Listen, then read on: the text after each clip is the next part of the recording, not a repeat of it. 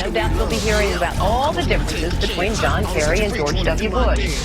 But we've discovered they do have something in common. During their respective college days at Yale, they both belonged to a group called Skull and Bones. So they still exist. And the thing is so secret, I'm not even sure they still exist. Former Skull and Bones members, president, CIA, senator, business, huge corporations. These people have the network that brings them to such a position of power that most people could only dream of. You both were members of Skull and Bones, the secret society of Yale. What is that called? Not much, because it's a secret. Is there a secret handshake? Is there a secret code? I wish there was something secret I could manifest. 322, secret number. There are all kinds of secrets.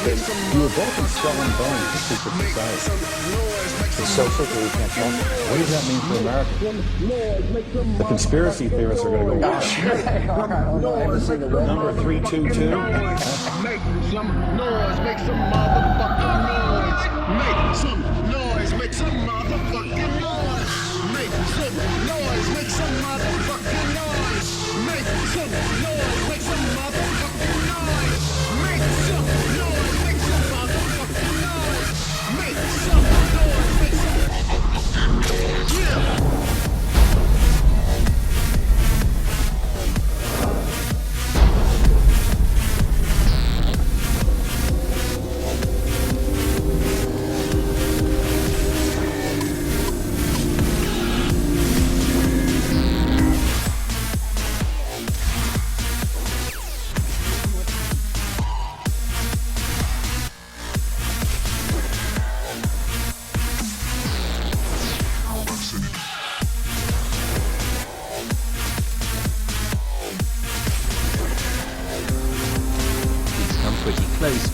She was part of the team that successfully recorded part of the initiation ceremony that takes place in the king's courtyard. Okay, you have the doorway here. Yeah. Okay, then to the right you have a hedge, and then you have an evergreen tree. If you follow that line straight back, the courtyard's in there. So that's where they had the ceremonies. The outdoor part of it was indoor. We only got to see the outdoor part. Right. We only got to and to listen to the outdoor part. God only knows what went on indoors. And what did you hear? What was it you know? You managed to get unique access. It was pro. I mean, they were pretending to be.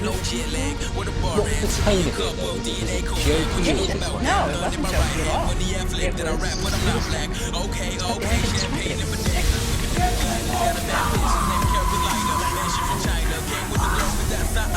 What you're hearing is the first recording ever made of the Skull and Bones initiation ceremony. It has never been broadcast before.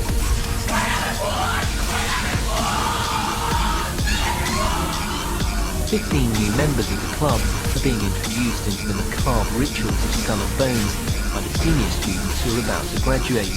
The club has what some might see as a strange fascination with death, skulls and bones. There's the chant too, difficult to hear first of all, but including the devil equals death, death equals death.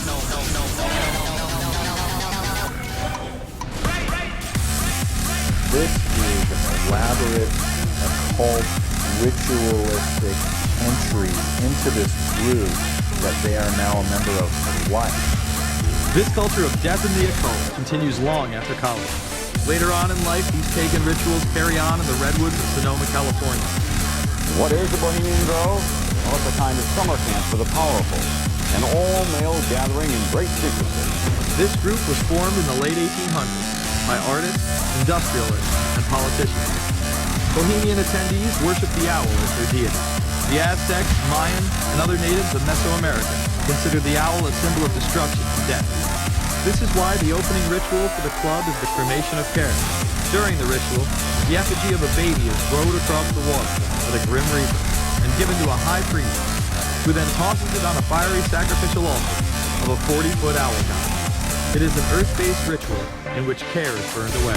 The conscience is symbolically cast aside so that they may ignore the pain they have inflicted on others for the advancement of their own agendas. This is a ceremony called the cremation of care that begins the two-week encampment where the body of dull care, symbolizing woes and concerns, is burned on an altar in front of a big owl statue. When that ceremony ends, they all start to cheer and yell. Now a question. What have Herbert Hoover, Art Linkletter, Jack London, and Richard Nixon all had in common? Well, they've all been members of the exclusive all-male Bohemian Club in California, where every year at this time, the elite from around the country get together for 2.5 weeks of fun and games. Among its members are businessmen like Leonard Firestone and Edgar Kaiser, and political figures like Gerald Ford, Henry Kissinger, William French Smith, and George Shultz. President Reagan, Vice President Bush, and Defense Secretary Weinberger are members of other camps. Richard Nixon is a Bohemian, and so are high-ranking executives of such companies as Eastern Airlines, Standard Oil of Indiana, and Bank of America. For the most part, the men of Bohemian Grove are over 50, highly successful, and, according to many employees, politically conservative. Membership in the Grove is by invitation only, and is determined by such factors as social standing, occupation, and personal connections. Privacy is one of the Grove's most cherished virtues. Members may not photograph, record, speak, or write about activities at the retreat. While many public officials are Grove members, the press is a distinctly unwelcome guest. We're from ABC News. Well, get back there. Get back there. Can we talk to somebody in the... Get back there. And what you're looking at here, staggeringly, is a group of people, some of the most famous people in America, in long gowns. Behind them there, you see a 40-foot stone owl.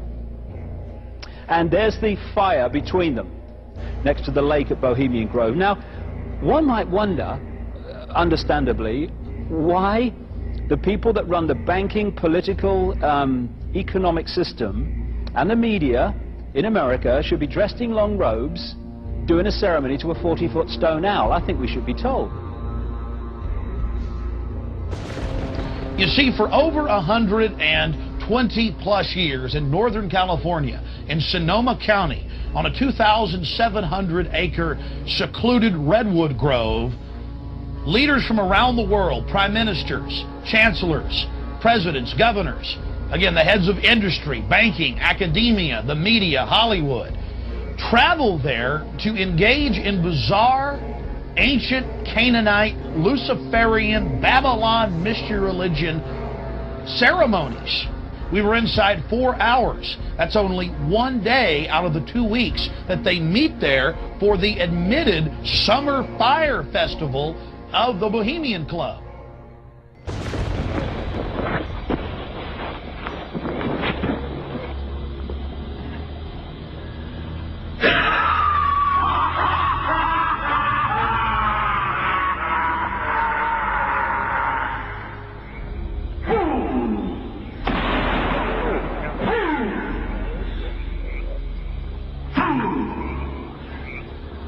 When will he learn that me he cannot slay? Year after year he burned me in this grove, lifting your puny shouts of triumph to the stars.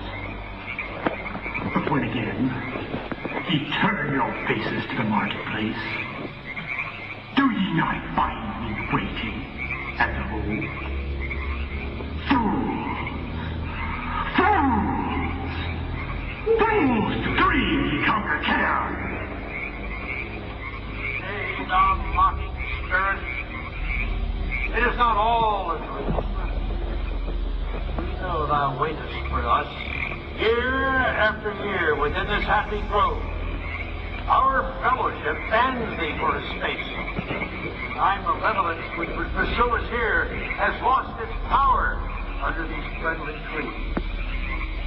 So shall we burn thee once again this night, and in the flames that keep thine effigy, we shall read the sign, Midsummer sets us free. Ye shall burn me once again!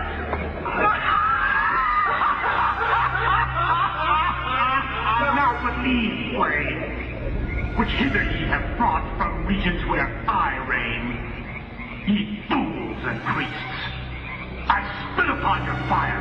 Hail, fellowship's eternal flame. Once again, Midsummer sets us free.